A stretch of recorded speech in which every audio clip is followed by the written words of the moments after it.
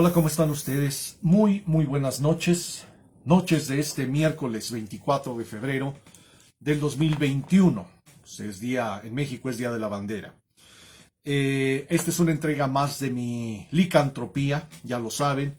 Es un espacio de periodismo, de opinión, de crítica, de análisis de algunas de las noticias más relevantes de los últimos días. Hoy tenemos nueve noticias. Las nueve bastante buenas, bastante espinosas. Recuerden lo que siempre les digo. El hombre es el lobo del hombre.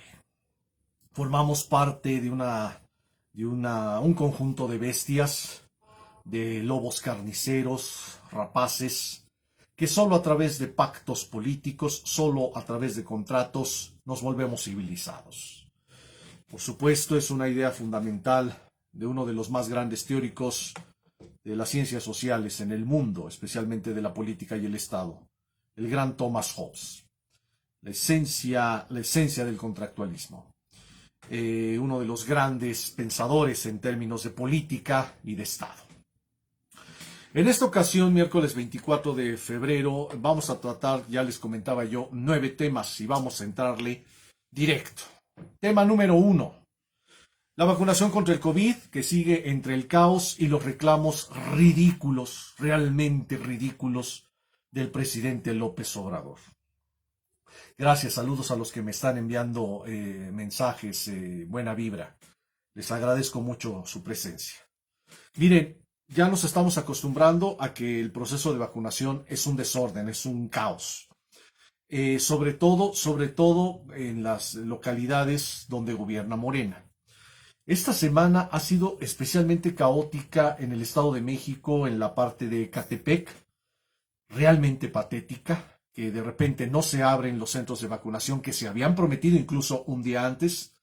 Y ahí tenemos a los pobres viejitos haciendo filas enormes, con frío, seguramente con algunas necesidades fisiológicas apremiantes, con colas enormes, con un sistema pésimo de distribución de vacunas. Vaya, ni siquiera les da por entregar fichas, tienen que estarles escribiendo el número ahí en el brazo, como si se tratara de campo de concentración. Vaya, un caos patético. En este caso fue Ecatepec, por cierto, acuérdense, gobernado por Morena. También hay que criticar un poco también el pésimo involucramiento de Alfredo del Mazo, el gobernador del PRI. Y aquí en la Ciudad de México, aunque las cosas de repente parece que van mejorando, hemos visto que no tanto. Seguimos, de entrada habría que preguntarle a Claudia Sheinbaum, cuál es la jefa de gobierno de la Ciudad de México, cuál ha sido el criterio para mantener, para distribuir las vacunas, cuál ha sido el criterio para determinar qué delegaciones, qué alcaldías van primero. ¿Cuál ha sido el criterio? No lo sabemos. Es arbitrario al 100%. Es lo que ella decide. No sabemos por qué unas alcaldías van antes que otras. Es un criterio que, por cierto, casi nadie ha cuestionado. Casi nadie ha exhibido, es importante decirlo. Pero más allá de eso, que además es obvio que vamos a seguir presenciando, vamos a seguir testimoniando, atestiguando este desorden, esta brutalidad en la distribución y aplicación de las vacunas. Es obvio, es una ineptocracia, ojo, es una ineptocracia que además está a expensas de las vacunas que le hagan llegar las grandes naciones y las grandes farmacéuticas. O sea, imagínense ustedes, sumar la ineptocracia de los gobiernos de México, locales y federal, a eso agréguenle la discrecionalidad en la entrega de las vacunas.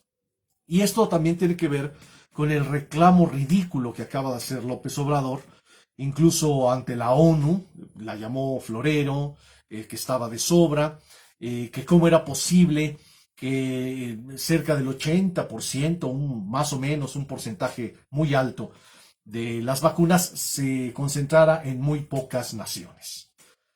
Y además apelando, ridículamente como siempre, es su estilo, apelando a la fraternidad universal.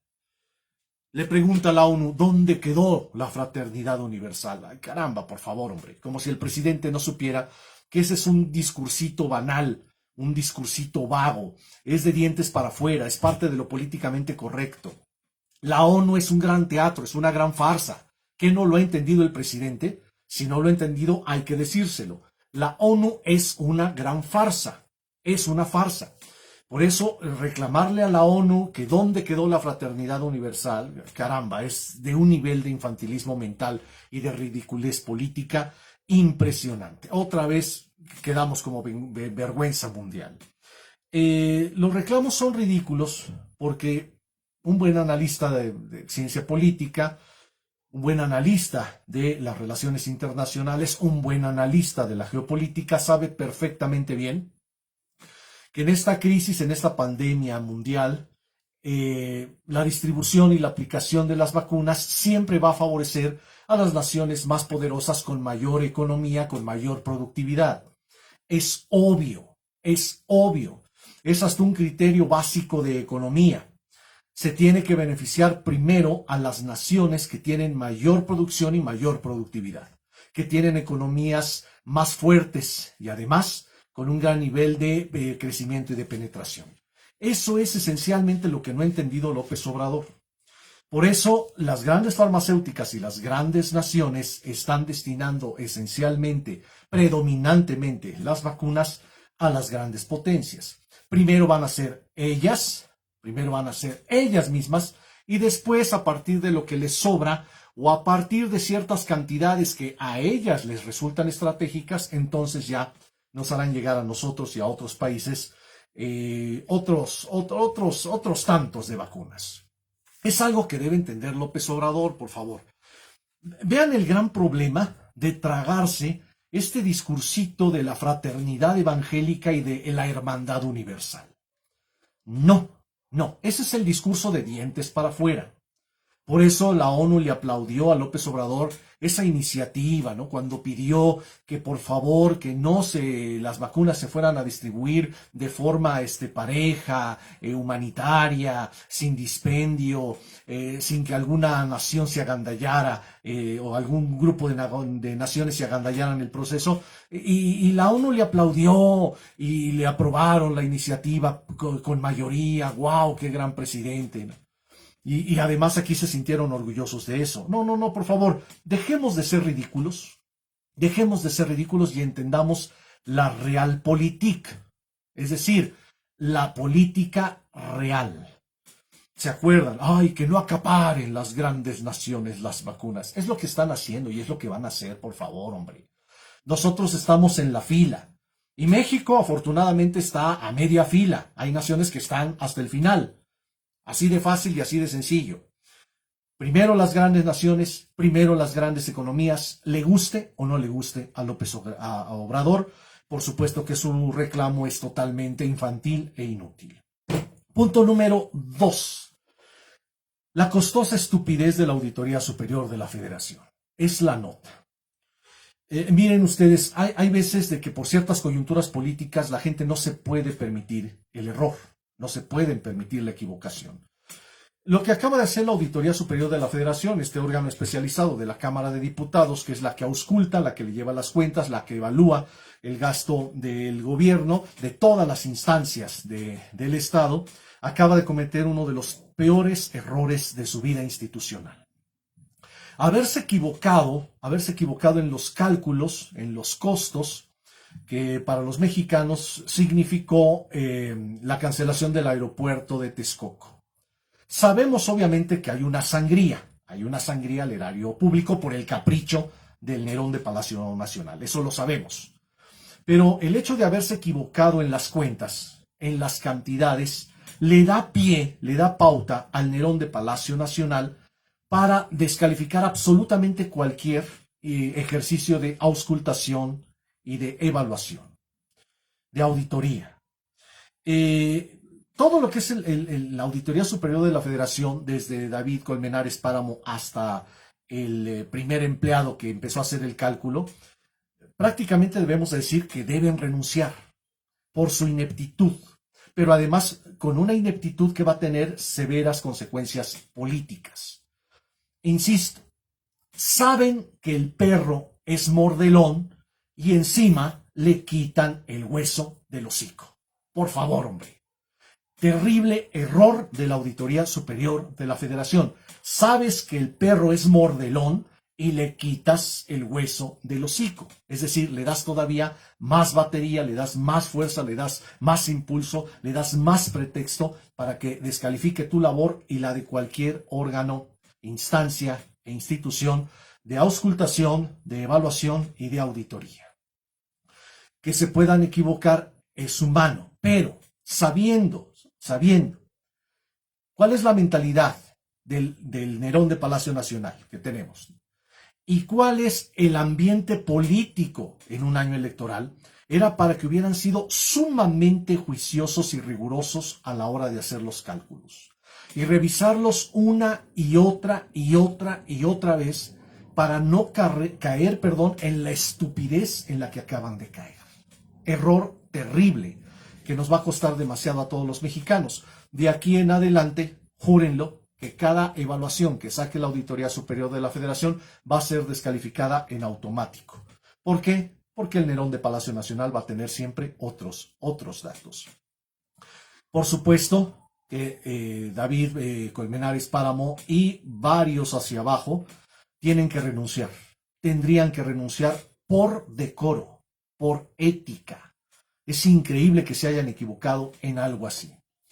Punto número 3. El presidente de Argentina exhibe el lacayismo de Marcelo Ebrard. Ya saben que está de visita este personaje, Alberto Fernández, este presidente zurdo, socialistoide, populista de Argentina. Comparte obviamente la leche, la mamila, la avena con la botella con López Obrador. Por eso ustedes han visto que es halago tras halago tras halago, halagos mutuos, ¿no?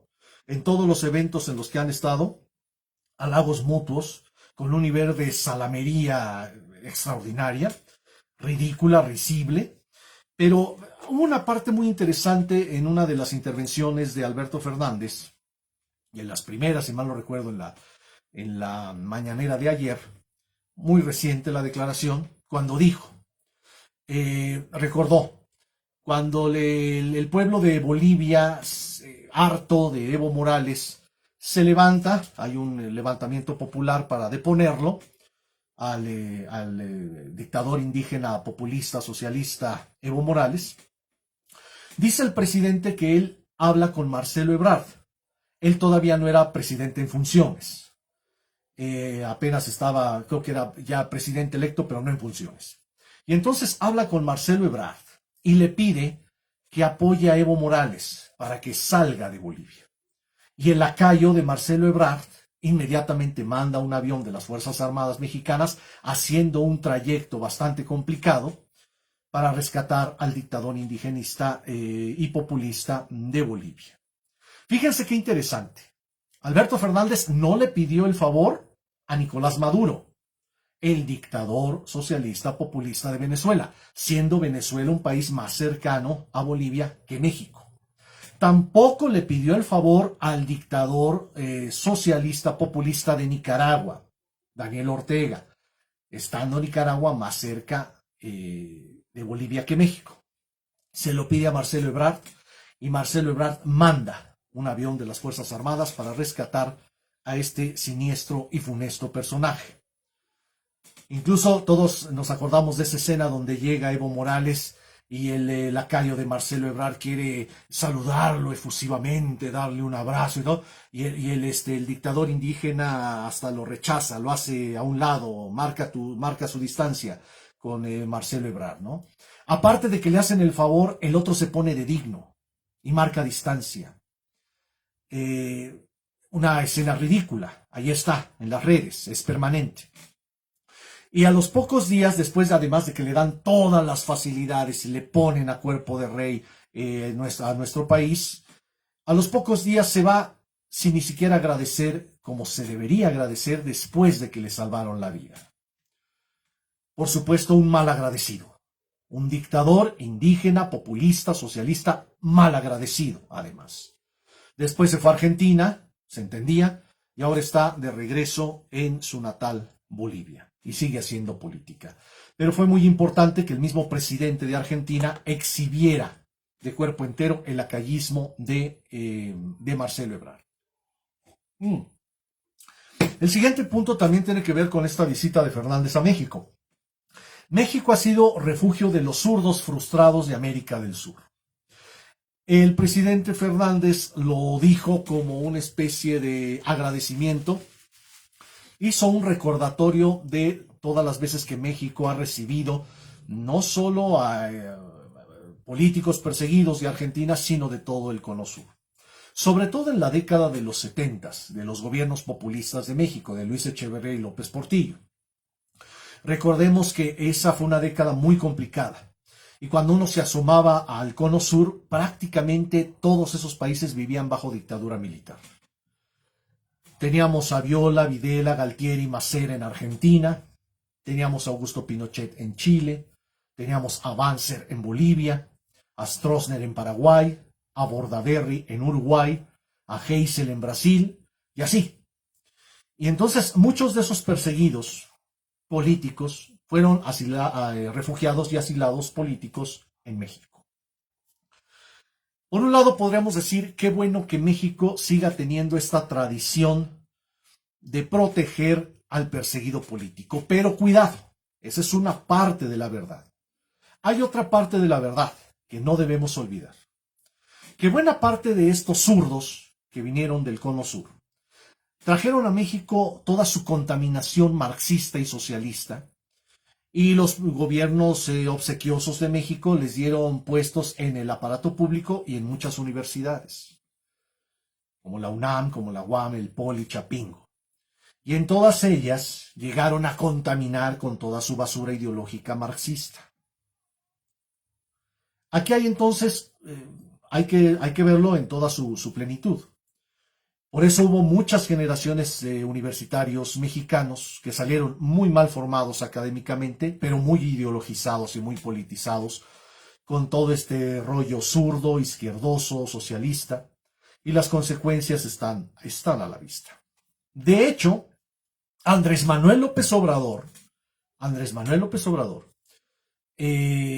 cuando fue universitario, ya estuvo contaminado, ya estuvo adoctrinado, justamente por el marxismo, este marxismo dogmático, totalitario, inquisitorial, que después nos los quisieron pintar como la gran ruta de liberación de América Latina. Miren, en este sentido, qué bueno que Alberto Fernández recordó esa experiencia. Nosotros también tenemos que recordarla, pero además analizarla. Desafortunadamente, América Latina, en muchas generaciones y en muchas etapas largas, se ha movido entre la aspiración de muchos movimientos y muchos políticos para imponer en América Latina regímenes socialistas, dictatoriales, al estilo de Cuba y Chile. Y en el otro extremo hemos tenido una reacción militar, golpista, en contra de esos movimientos y de esas personalidades. Buena parte de Argentina, no solo de Argentina. Vaya que si Argentina tiene una tradición golpista, la tiene y bastante. México, afortunadamente en todo el tiempo del Priato, México nunca tuvo un golpe de Estado. No tuvimos dictadura militar en todo el tiempo del Priato, hasta la fecha de hecho. Desde que se establece el Partido Nacional Revolucionario hasta la fecha, México, aún padeciendo el régimen autoritario del PRI, no tuvimos aquí ni dictaduras militares ni golpes de Estado. Eso permitió cierta estabilidad política y una estabilidad política envidiable, sobre todo si la comparamos con todo lo que sucedió en Centroamérica y en América del Sur. Desafortunadamente, insisto, América Latina, siempre ha estado moviéndose entre estos dos extremos. La política socialistoide, populista, que tiende a la dictadura del proletariado, que tiende a los regímenes marxistas y revolucionarios del tipo Cuba y del tipo del Chile de Salvador Allende, y en el otro extremo las dictaduras militares que defienden el orden occidental y cristiano y que terminan violando derechos humanos. Es una gran pena que América Latina viva entre estos dos extremos. México, insisto, afortunadamente ha sido de los países que dentro de estos dos extremos se ha sabido mover con cierto equilibrio, con cierta, ¿cómo podremos decirlo? Con cierto espíritu indemne. Ha salido más o menos airoso sin caer en ninguno de los dos extremos. Pero qué bueno que Alberto Fernández lo puso como tema. Sí, desafortunadamente México ha dado refugio a muchos zurdos frustrados que han venido a contaminar nuestro ambiente político, sobre todo en las universidades, pero por el otro lado también hay que reconocer que el derecho a la vida tiene que ser defendido. Y qué bueno que México tiene esta tradición de asilo y de refugio para los perseguidos políticos. Lástima que muchos de esos perseguidos políticos hagan más daño que bien. 5. Aprenden a Emma Coronel, la esposa del Chapo Guzmán. Otra vez el mismo cuento. Tenemos que estar dando estas noticias porque los Estados Unidos de América, un país que se precia de ser muy liberal, de plano no termina de entender que todas las drogas deben ser legalizadas. Ni siquiera Estados Unidos lo entiende. En parte es comprensible porque Estados Unidos tiene una doble matriz, tiene una doble cuna. Por un lado tiene la cuna del liberalismo, pero por el otro tiene la cuna del puritanismo cristiano. Estados Unidos de repente se vuelve un Dr. Jekyll y Mr. Hyde, de repente se vuelve un individuo bipolar. Y entonces por un lado defiende mucho las libertades, y por el otro de repente recula y se vuelve sumamente represivo. Estados Unidos, estos dramas, estas noticias escandalosas de que ya agarraron ahora a Emma Coronel, que es la esposa del Chapo que acaba de ser condenado, bla, bla, bla. Tendríamos que decirle a los norteamericanos, a los gringos, ¿por qué no ya se vuelven coherentes con su propio ideario liberal y legalizan de plano ya todas las drogas? Para que dejen de estar persiguiendo a narcotraficantes mexicanos. Para que estos narcotraficantes mexicanos se vuelvan empresarios exportadores hacia Estados Unidos, ya de forma legal, y paguen impuestos y cumplan las leyes de sanidad. A lo mejor hasta hagan filantropía. Yo qué sé.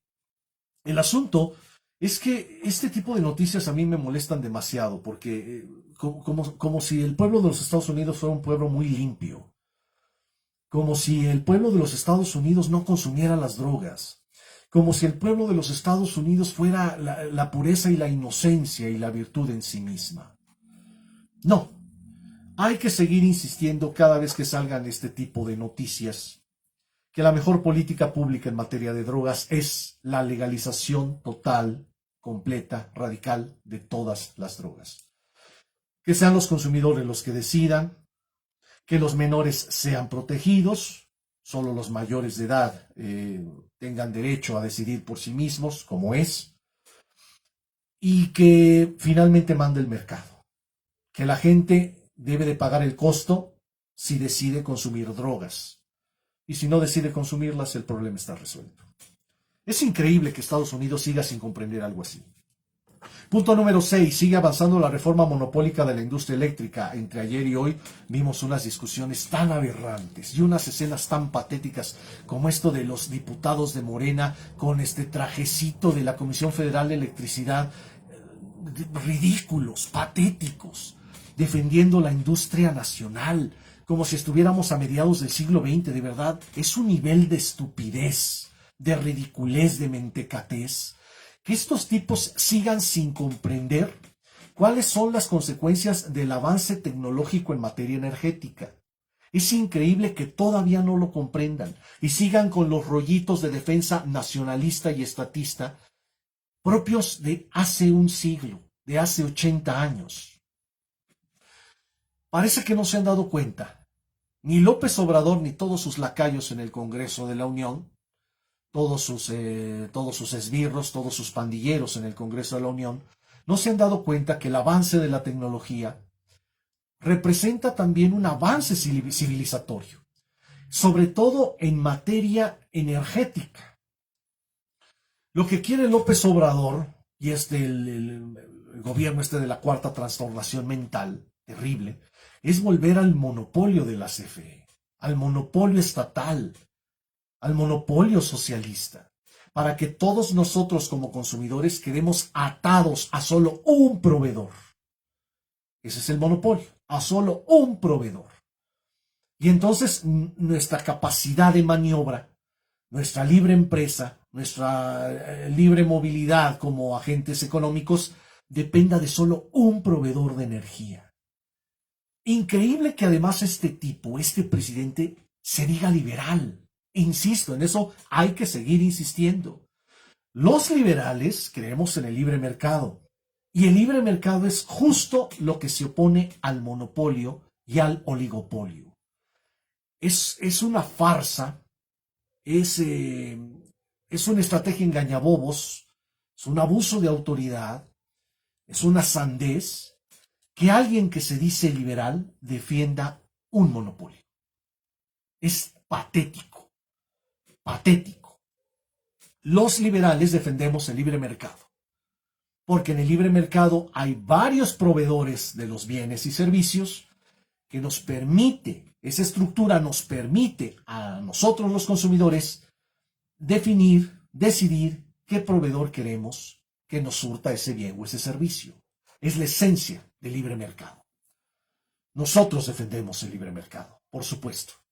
De tal suerte que si un disque liberal se pone a defender un monopolio, y además un monopolio ineficiente, inepto, estatista, socialistoide, pues es obvio que nos está afectando y es obvio que en el fondo no es ningún liberal.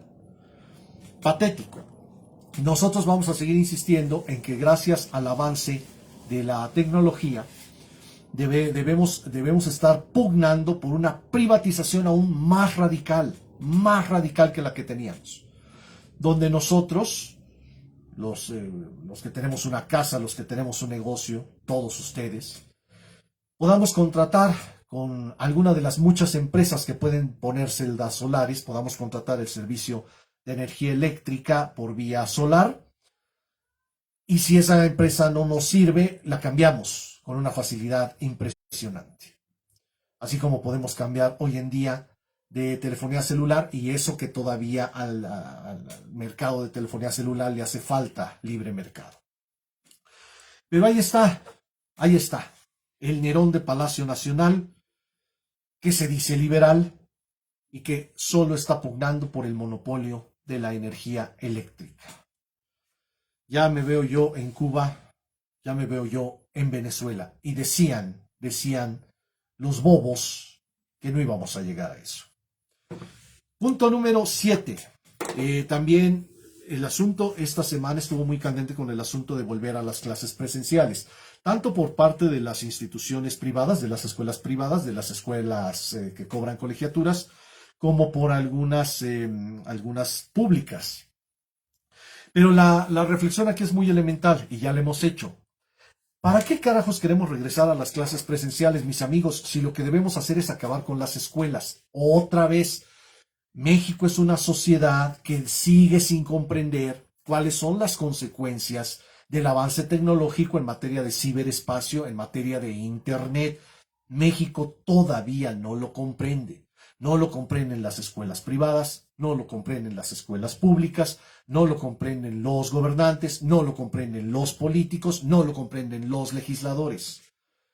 Y estamos pagando muy caro el precio de no comprender. Muy caro el precio de no comprender. La estupidez se ensaña en nuestro país. La imbecilidad se ensaña en nuestro país. No, lo que tenemos que hacer a favor de la educación es desaparecer escuelas. Lo que tenemos que hacer a favor de la educación es desescolarizar la educación. Eso es lo que tenemos que hacer. Así de fácil y así de sencillo. Comenzando por todo el nivel bachillerato, todas las preparatorias, ya las podemos desaparecer ya, en un abrir y cerrar de ojos, en un tris. Toda la educación preparatoria ya se puede hacer perfectamente en línea, perfectamente, y desaparecemos CCHs, preparatorias, vocacionales, bachilleres, con la LEPS, bla, bla, bla. Los podemos desaparecer. Es más, nos sale más barato darle una tablet a todos los alumnos, una conexión a Internet segura, o centros donde ellos puedan ir a conectarse a Internet y que ellos lleven a cabo sus estudios de forma ordenada con base en el programa, en distintas páginas, en distintas ligas, donde van a aprender los contenidos fundamentales. Tendrán obviamente ejercicios, tareas, siempre a su alcance, lecturas, videos, facilitadores, tutoriales, aplicaciones, exámenes de simulación. Y cuando ya se sientan preparados para preparar su evaluación definitiva, lo hacen. Así de fácil y así de sencillo. Podemos empezar con las preparatorias, con todo el nivel bachillerato, y después seguirnos a nivel universitario con todas las licenciaturas en Ciencias Sociales y Humanidades, que también ya las podemos desaparecer de un plumazo, de un zarpazo. Lo podemos hacer sin ningún problema. Pedagogía, historia, antropología, sociología, psicología, administración de empresas, derecho, ya se pueden cursar perfectamente en línea. Y nos ahorramos un montón de dinero en monserga burocrática, en maestretes, en traslados onerosos y largos, en transporte, en tiempo, en horas hombre, en pago de luz, de teléfono, de agua. El ahorro sería buenísimo. Sobre todo ahorita que este tipo está hablando mucho de la austeridad republicana, pero no le entiende tampoco. López Obrador y todo su gobierno de ineptos, su gobierno de incompetentes, sigue sin comprender que la mejor forma, una de las mejores formas de ahorrar ahorita en educación es ir avanzando poco a poco a la educación universal en línea, invertir en telemática, en infraestructura tecnológica, empezando por la preparatoria y el nivel de educación superior en ciencias sociales y humanidades, y poco a poco ir pasando hacia los demás niveles y hacia las demás áreas del conocimiento. Eso es lo triste de México, mis amigos. Es muy triste, de verdad. Es muy decepcionante que estamos viviendo la gran revolución digital, la gran efervescencia del Internet, y no nos hemos dado cuenta que esa revolución digital nos puede servir de mil amores para ampliar el conocimiento a todos los seres humanos que de verdad quieran estudiar. No nos hemos dado cuenta. Seguimos siendo un país sumamente mediocre, una sociedad sumamente mediocre, con un gobierno sumamente mediocre. Qué tristeza. Pero hay que seguir insistiendo. Quienes somos liberales, quienes somos defensores del libre mercado, quienes somos verdaderos defensores de la educación y del conocimiento, sabemos que en la revolución digital que estamos viviendo y en la época del ciberespacio y del Internet, tenemos las mejores condiciones históricas civilizatorias para hacer llegar el conocimiento a todos los seres humanos, poco a poco, pero con buen ritmo y sin detenernos. Siguiente, punto número 8, Andrés Remer, acoso sexual o sexo comercial. Miren, estoy dándole seguimiento a todos los casos que están presentándose en contra de Andrés Remer, y al igual que lo he dicho cuando analicé el caso de Harvey Weinstein, cuando analicé el caso de Plácido Domingo, cuando analizamos el caso, otros más, el de Kevin Spacey y otros más que se han dado. Aquí en el México, inclusive con el caso del maestro de Enrique Batis.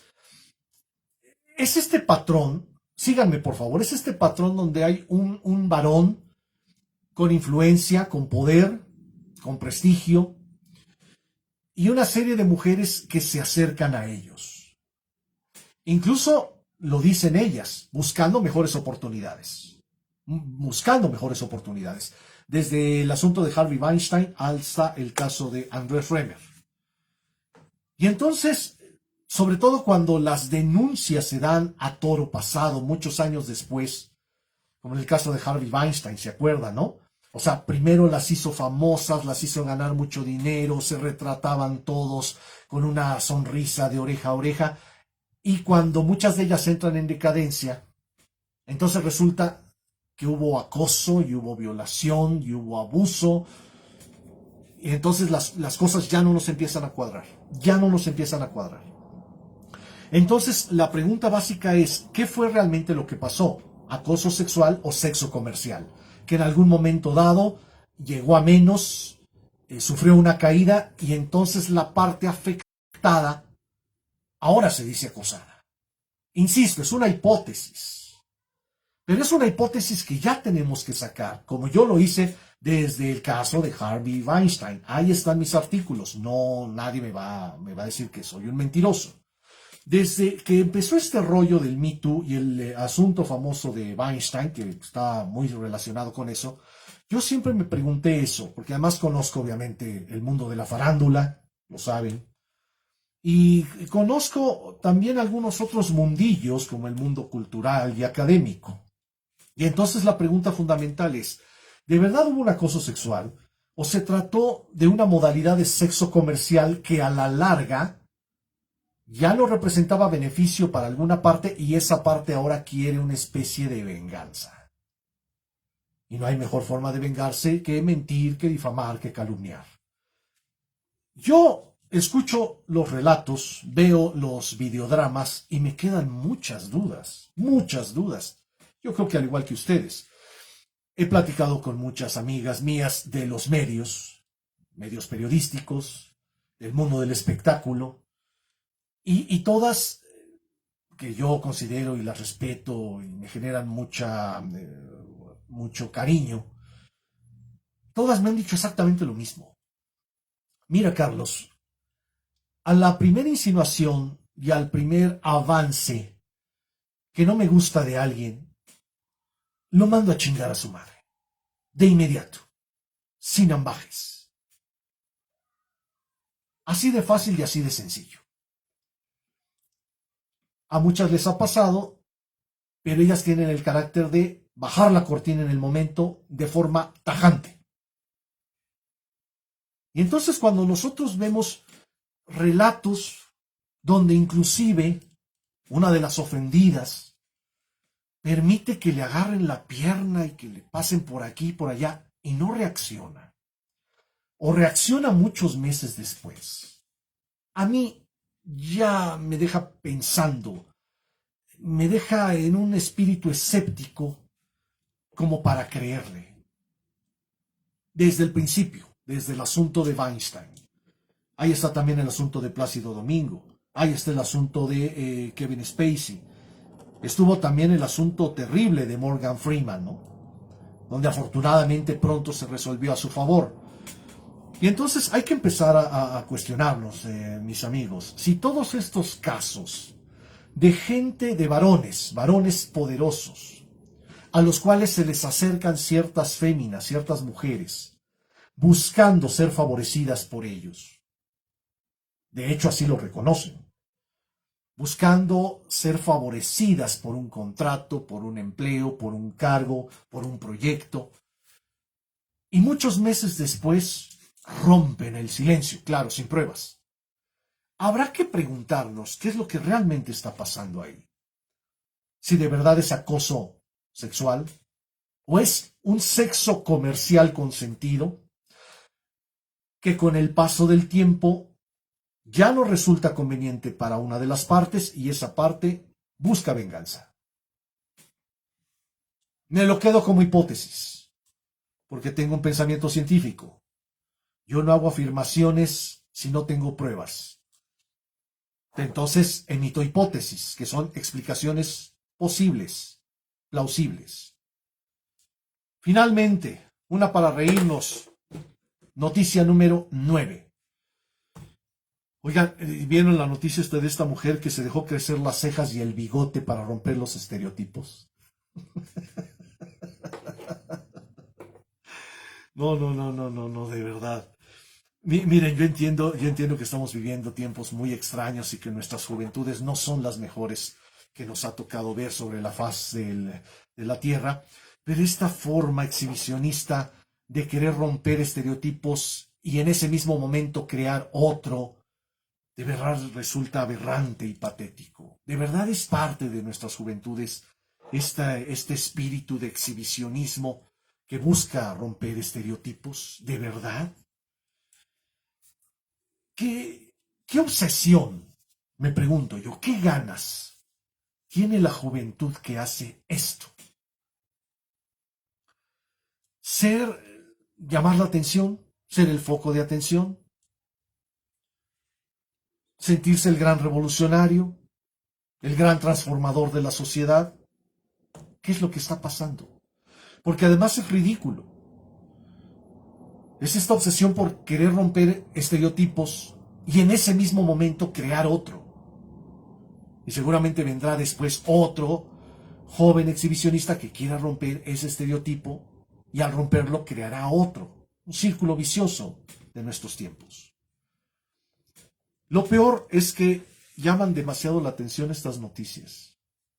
Algo mal estamos haciendo como sociedad cuando le prestamos demasiada atención a estas sandeces. Muchísimas gracias por su atención. Ya lo saben, soy Carlos Baños, me gusta saludarlos desde la Ciudad de México. Seguimos vivos en medio de esta pandemia. Cuídense mucho, por favor. Cuídense. Ojalá estemos vivos para la siguiente. Y que pasen muy buena noche. Gracias.